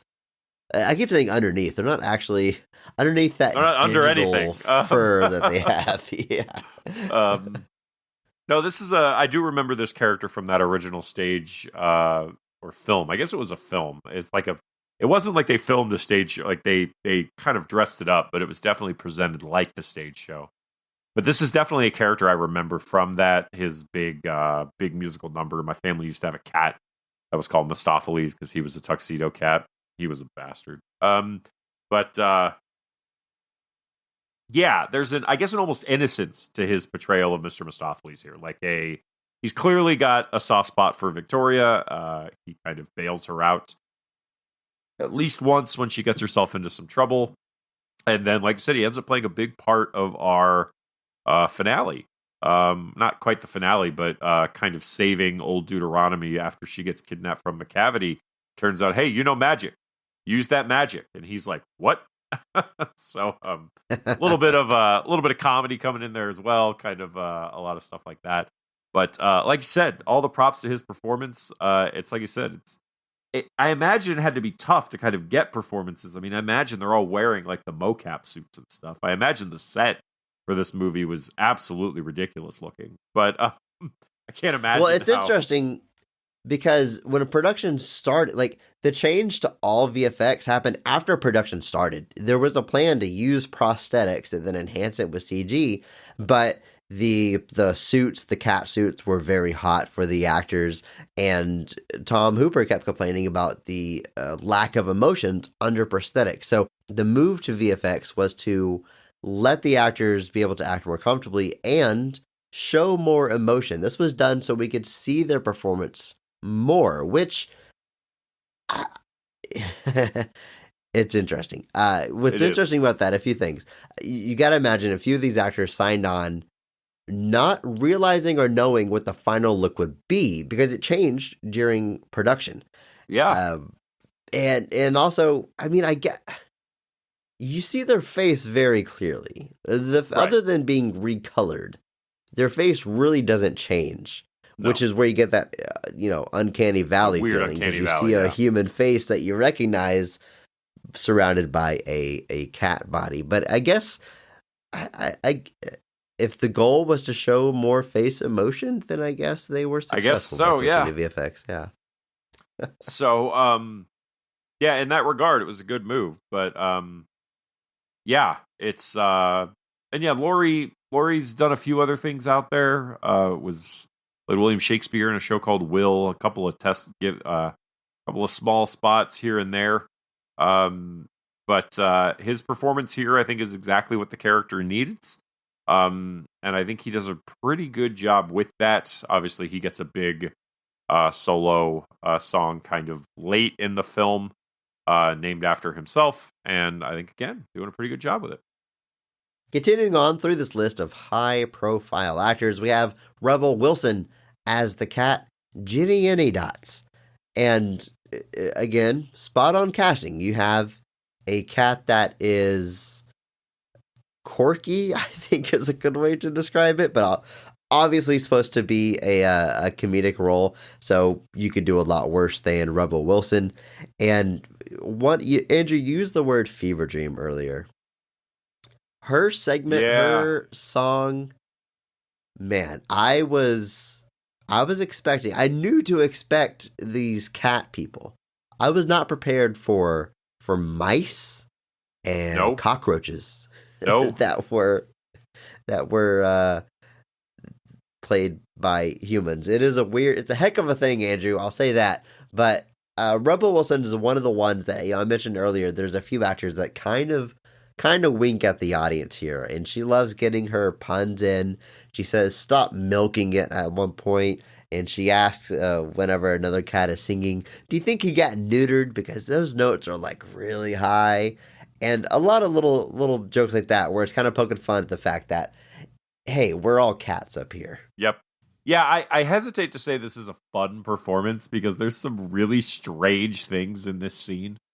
She does recur throughout the rest of the film, but this sequence is just like, I had no idea. I feel like I heard something about Rebel Wilson's performance in this movie and how strange it was. And I wasn't prepared. I'd kind of put it out of my head.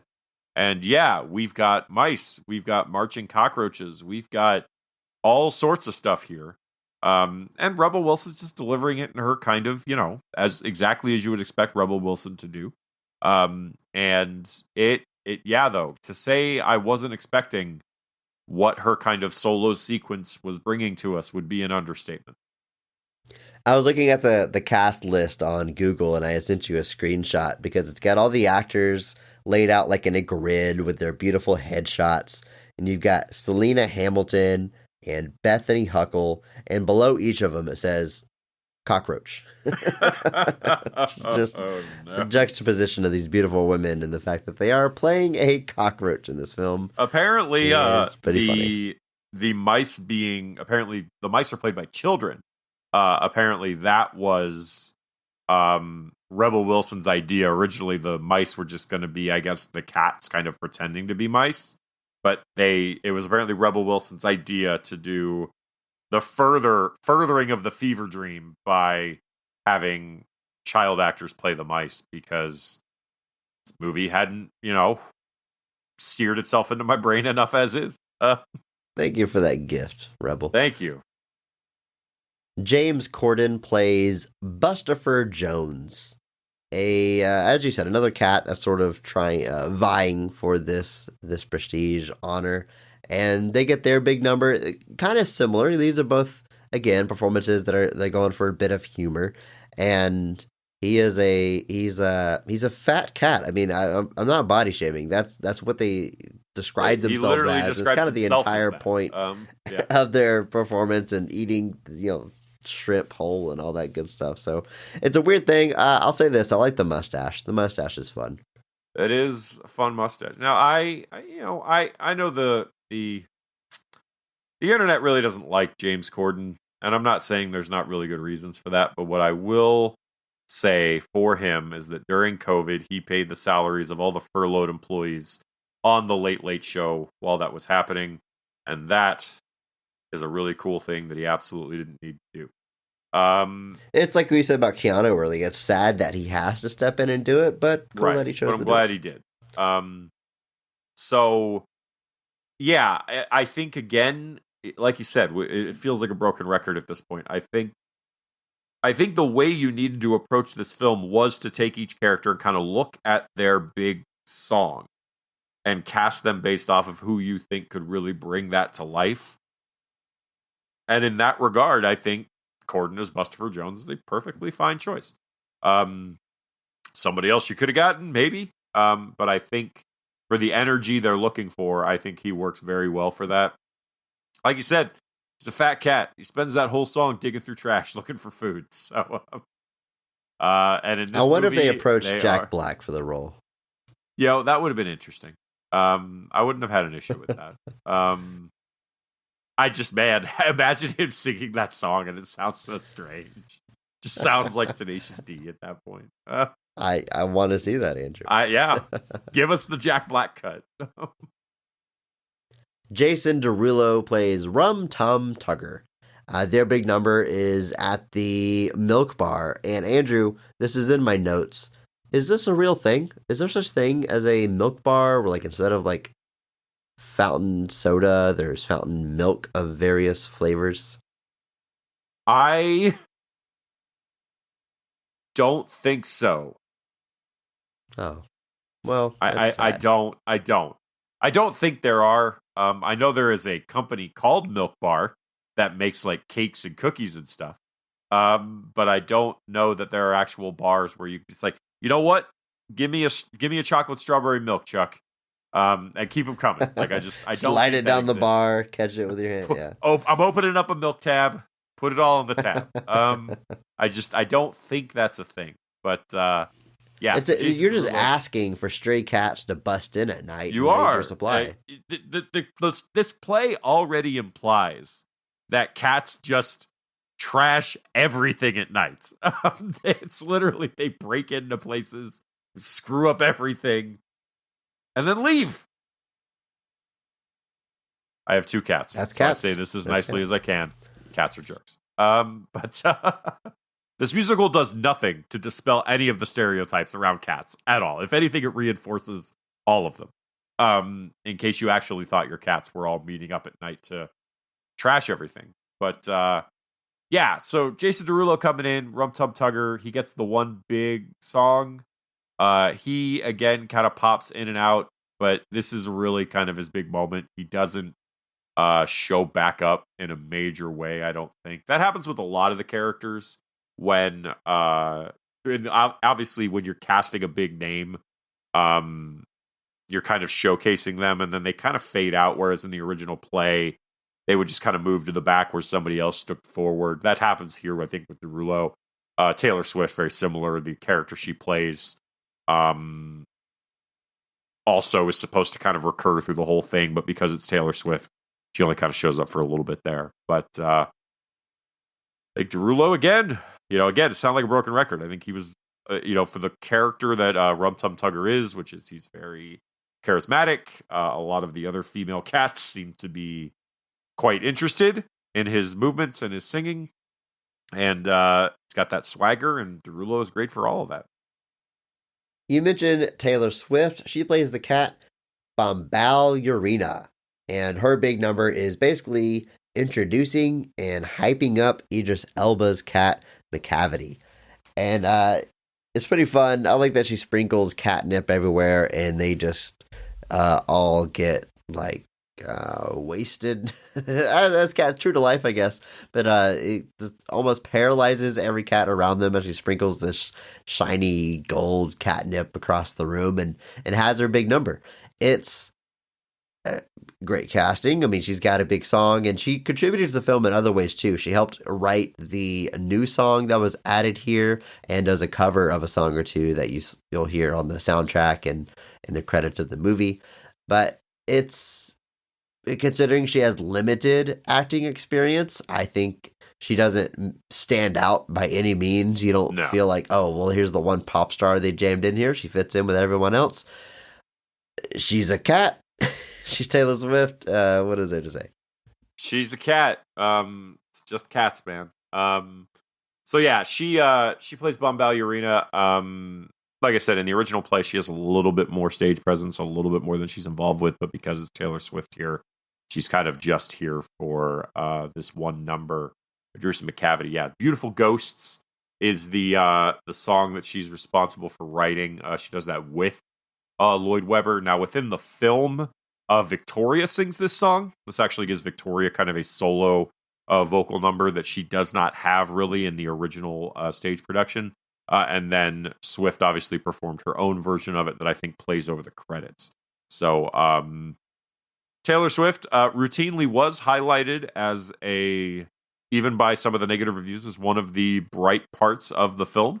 I think that is an accurate statement regardless. I think this sequence is one of the more creative, and I think she does a great job in this sequence, definitely hyping up our big villain here. And yeah, good stuff. And let's round out our cast with Sir Ian McKellen, another alum of our podcast. We've talked about a number of these actors. Here he is playing Gus, or as we learn, is actually short for asparagus. How fun is that? And he is he's an old timer, a bit of a washed up actor who's pining for the old days performance and does get his big number towards the end about that very theme. And again, I will say one of the actors that I think manages to shine through those VFX and give us a performance, but also, man, Ian McKellen really goes for it as far as like the cat mannerisms and the twitches and the nuzzling and the hissing. I mean, dude is not holding back. It is a something to behold. I agree. He's that kind of old man yells at cloud, but cat, I guess. Like he just, cat he's one meows of those at moon. But it's but yeah, like you said, he shines through regardless. It's Ian McKellen. There's going to be some gravitas that comes with that, but it's a very specific performance that, again, the casting for this film tried to kind of hone into the characters and really kind of be like, okay, who would be good at bringing this to life? And I think Ian McKellen does this in a particularly great way. I'll go as far as to say, I don't think the casting is, even in a lot of the reviews, I don't think the cast really was the issue. I think people thought the movie was pretty well cast at the end of the day. And just mentioning these names, we've all, there's things that, I definitely don't agree with, but, just decisions within the film. But the cast itself is all pretty well cast, pretty well suited to their roles. And Ian McKellen rounds that out in a pretty big way. Well, Andrew, I think it's time that we actually jump into the film, the scenes, the songs, the big numbers, the big set pieces, starting with our personal favorite. In your opinion, when is this movie firing on all cylinders? Andrew, what is your favorite scene in Cats? I'm going to go, we just talked about it a little bit through Taylor Swift and Idris Elba, but I got to go with basically our McCavity number. This is basically Taylor Swift's big appearance in the film. It is during what essentially is the Jellicle Ball, where we are kind of hyping up and old Deuteronomy's gonna pick who gets to ascend to the Heaviside layer. Man, out of context, these conversations have to sound so strange. All these names, the Heaviside layer, the Jellicle Ball, McCavity, Bombal Urena, Deuteronomy. Taylor Swift are the only words in this that make any sense at all. But I think the musical number is one of the best in the film. I think it's presented really well. I think Taylor Swift has a really great, it's limited to this scene, but I think she owns that scene. Like I said, she doesn't feel outclassed or like she's not ready for the screen. Obviously, Idris Elba comes in partway through doing his villain thing. And it kind of leaves us on a down note where old Deuteronomy gets kidnapped and all of the cats in their super high catnip states have to go, ah! But I think it's where it's one of the strongest parts of the film. I think it's definitely where all of the pieces are coming together in a really good way. And I dig it. And it's Taylor Swift front and center. How can you go wrong with Idris Elba coming in on the back end? So it's a great pick. It's definitely one of the songs that I was vibing to. I was feeling. We've established I'm not necessarily a musical theater aficionado, but every time I watch one of these, there's always like one or two songs that kind of stand out, and I'll go back and I'll listen to them afterwards and stuff. So this is certainly one of them that's up there. I think it's a good pick. I'm looking at my notes. I'll be honest with you, Andrew. I had a hard time taking notes during this movie. I'm watching this extended musical number. It's 5-6 minutes long, and I'm like, I don't know what to write down. Do I write down like a dance move that stands out to me that I like? Do I write down the story being told? This was a bonkers experience. But I do have a note about this number. Here's what it says, Andrew. It says McCavity song. I dig it. So I was digging this part of the movie, and I really liked it. Another note I have around this time is that I really appreciated, I was looking for, we talked about how, Cats is like the unfilmable musical, and then by golly, they did it. So I'm looking for things that the movie is doing that you clearly could not have done in the original play. And one of them that I think they smartly take advantage of is the cat's tails.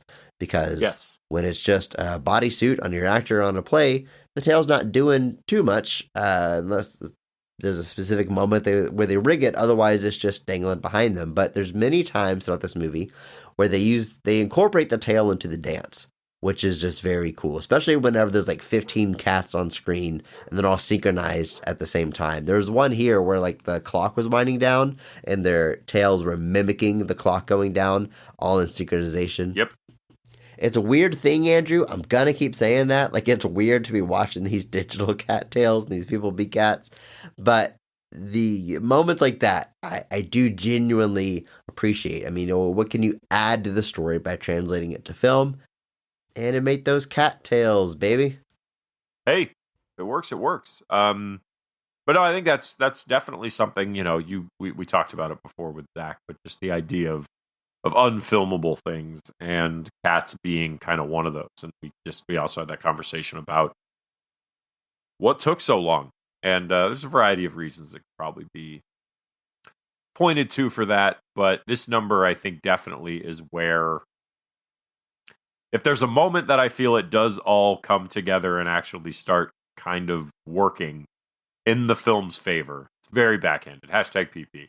I think this song is it. It's where I think, like you said, they're getting creative with some of the choices they make. Obviously, the settings for a lot of this are new. The stage show kind of presents it in a very kind of specific way, but here they're able to kind of go between these different locales. And then even McCavity, kind of with the way he's kidnapping people, they're able to make it, more abrupt, more apparent, where they're just vanishing. And you can see that here with Old Deuteronomy. And I think it all works. For my favorite scene, Andrew, I did go a different direction. I'm going to go with the Rumple teaser and Mungo Jerry section. These are two cats that like to cause mischief, that sort of don't abduct Victoria, but they lead her astray, and the three of them go into their owner's house and just wreak havoc across the house, as cats tend to do. And the reason I'm picking this scene, it's a fun song, it's bonkers. Like, I say that about a lot of scenes, but this one is, I mean, if this movie is supposed to be like, look at these humans as cats, look at them be cats, look at them be fun as cats, this scene is doing it. It's weird. It's a weird thing, Andrew. And this is the sets, whether the practical or digital, it's a combination of both, are sized in a way to make our performance very small, about the size of a cat.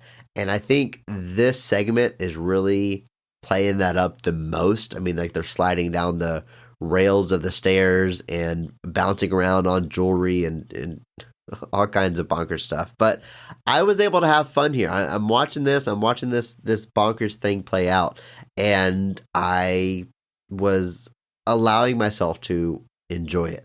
Yeah, the words of Zach were in my head. Just remember, it's about cats. This is just a story about cats. In this scene, Andrew, it's a scene of cats being cats, and it's a fun time.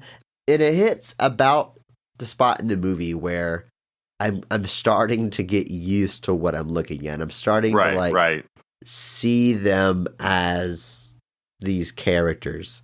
Because nothing can prepare you for when this movie starts. It takes a minute to settle in, but right on this point, I'm settling in, and I'm having a fun time.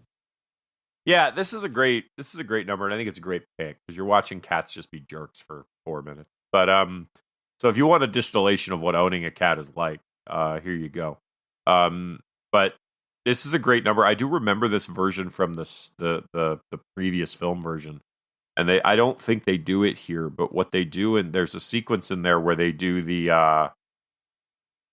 like the cartwheel where like one person's upright and the other person's, so like one person's standing, they're holding the other person's legs up, and they're cartwheeling down the stage, like switching between the people the whole way through, and they do it across the entire stage and they nail it. And I'm just like, dang, that's impressive. Like, that's just so much coordination and just endurance and strength to pull something like that off. And even in the stage show, when they like get to the end and they nailed it, you could tell that like the looks on their faces are like, yeah, kind of a big deal. We did that.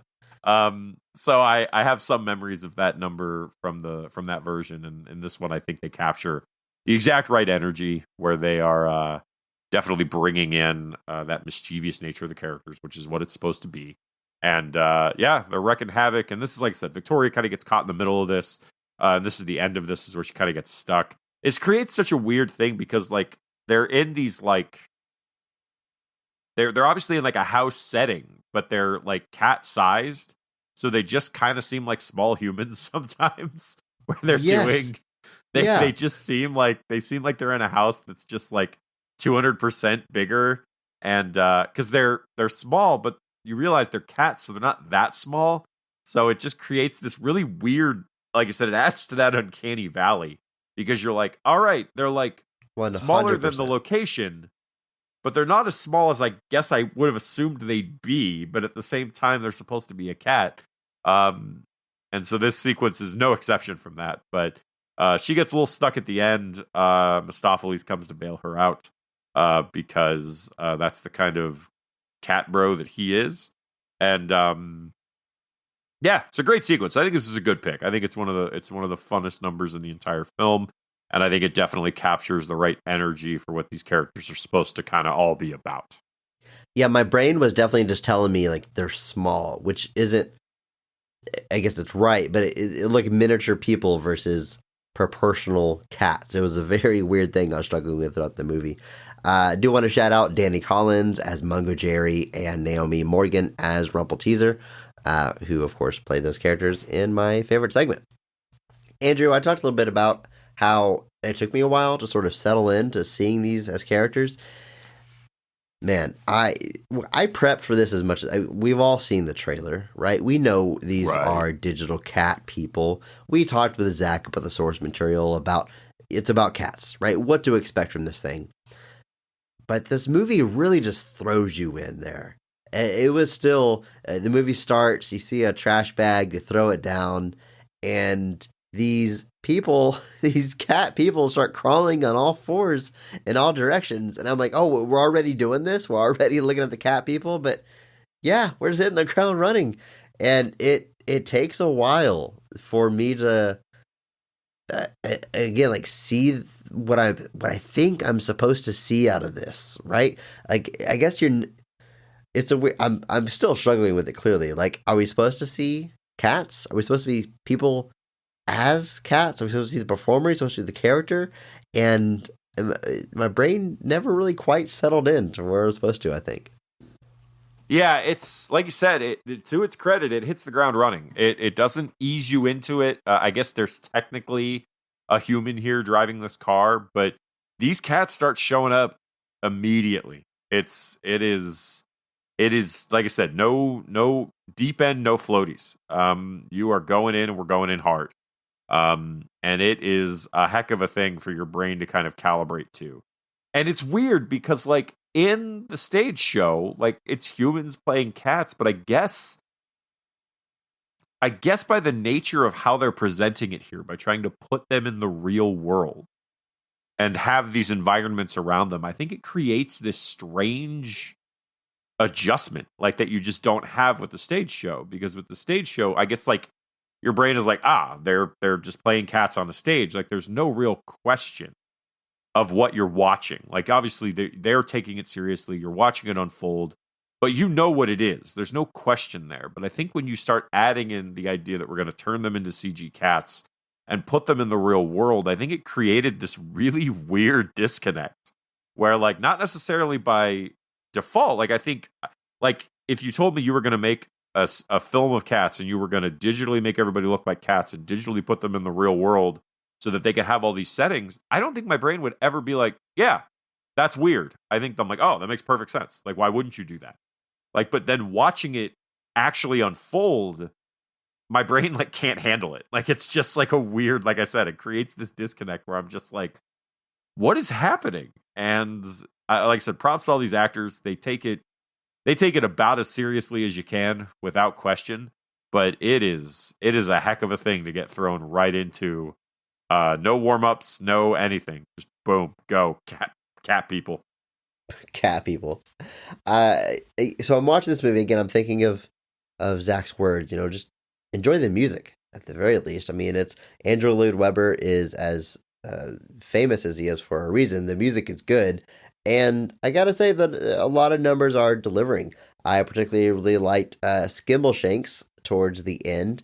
Very like Freddie Mercury-esque performances I was getting from this character, like the high-waisted pants, and I mean Freddie didn't tap dance, but the vibes they were giving on that song, I was certainly having a good time as they make their way down the train tracks.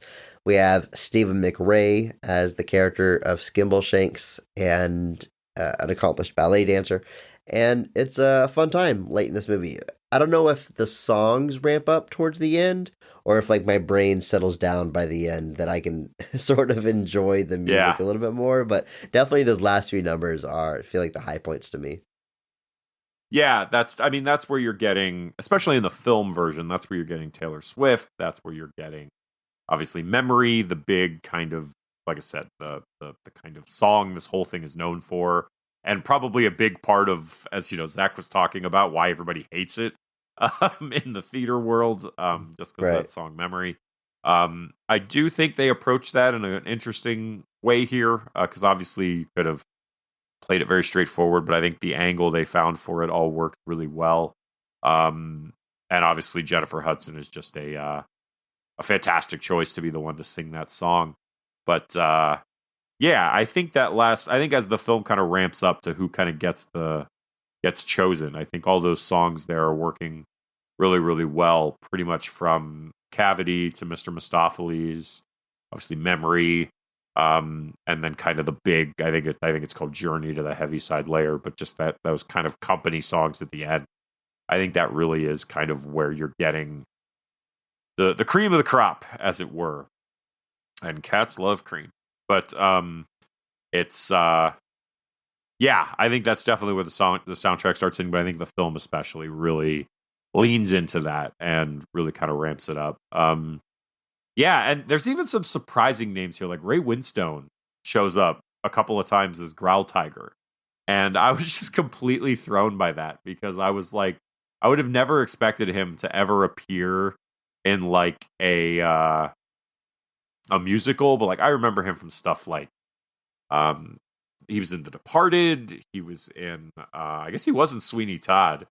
There was a version of that he appeared in. Obviously he was a supporting character in Indiana Jones 4, but all over the place, but definitely not somebody I would have assumed to be in a production of Cats, let alone have to sing a little bit, but he does appear and does do that here. Yeah, a stacked cast, to put it like. Well, Andrew, you spell cats backwards. What do you get? Steak?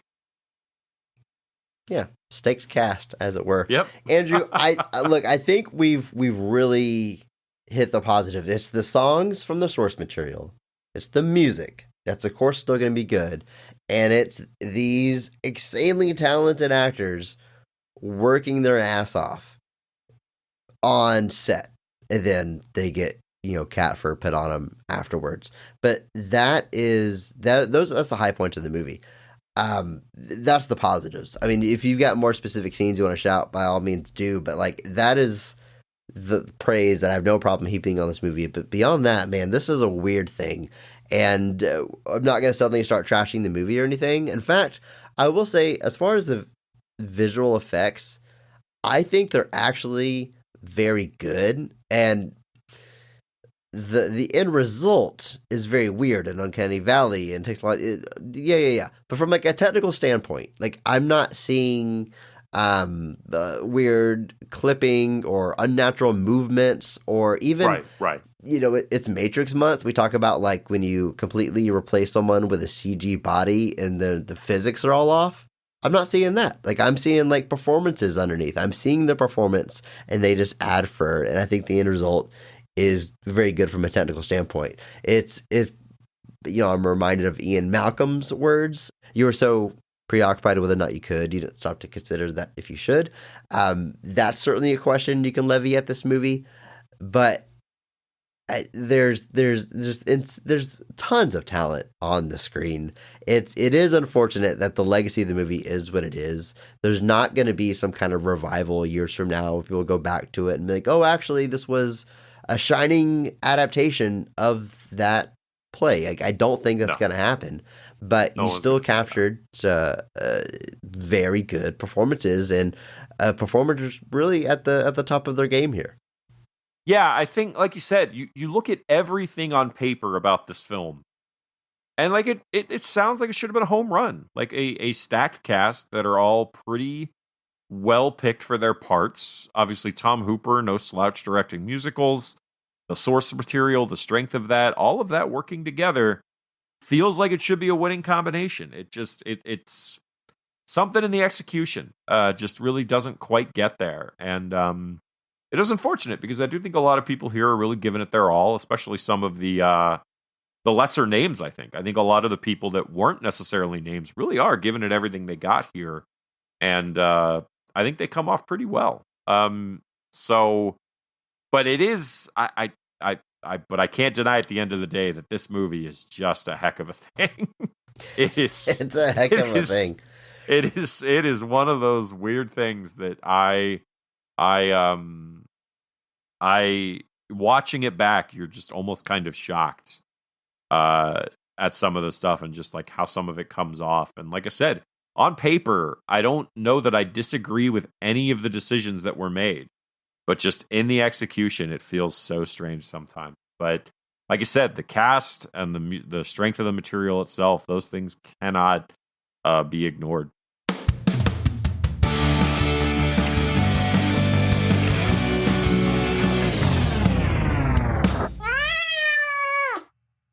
Andrew, we did it. Cats, episode 100. It's in the books. We watched the film Cats, and we found some positives to highlight and talk about. What a weird thing this is.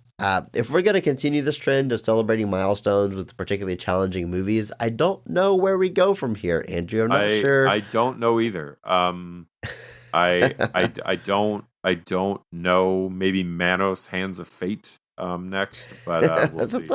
I mean, it's genuinely considered like the worst film of all time. So, I mean, I can't think of it without thinking of Mystery Science Theater, and I would have a fun time watching it. I guess it'd be hard to find like the genuine positives versus the jokes that have been made about it. But sure, that's an option. If there's something, if you got an idea out there for a particularly challenging movie that we could possibly tackle at a future big milestone, let us know. Hit us up on social media. Send us an email, bestoftheRestpod@gmail.com, or jump into that Discord if you haven't already. There's a link in our show notes. You can not only talk about the show and give us ideas and ask questions, but just hang out with the community and talk about all kinds of nerdy stuff and what movies you've seen lately and all that other good stuff.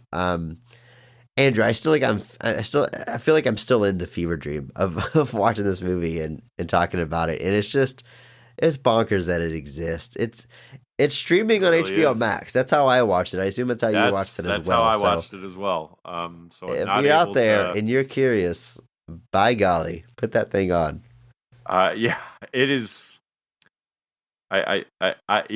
It does need to be seen. I think that sounds really backhanded and really like, haha, sucker. But I really do think this is something that like you've heard everything about it, but it's still weirder than you're imagining. Like it's still, there's going to be things in this movie that are not what you think.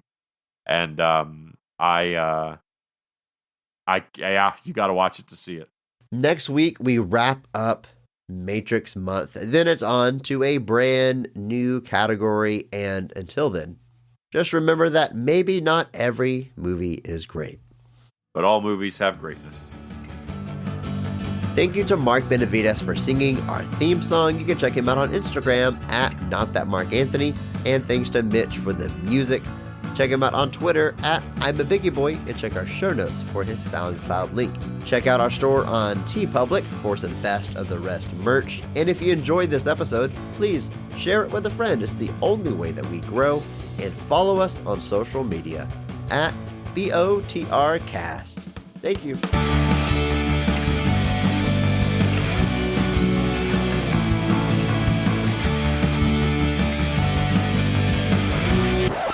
Hey, Bruce. It's black. It is black. Did you watch a movie about cats today? It's green. Look at it. Yeah, it's my green hat. Did you watch Cats today? No. Yes, you did. Do you remember the movie? No. You remember the movie with the singing cats? Blue water bottle. Was that? That is a blue water bottle. Do you remember the movie about cats? No. Okay, well, that was no Wow. help. Let him watch it. He doesn't know what you're talking about. Look, what's that? It's Kitty. It's Kitty. You remember when we watched that movie? Yes. What's that? Wow. Okay.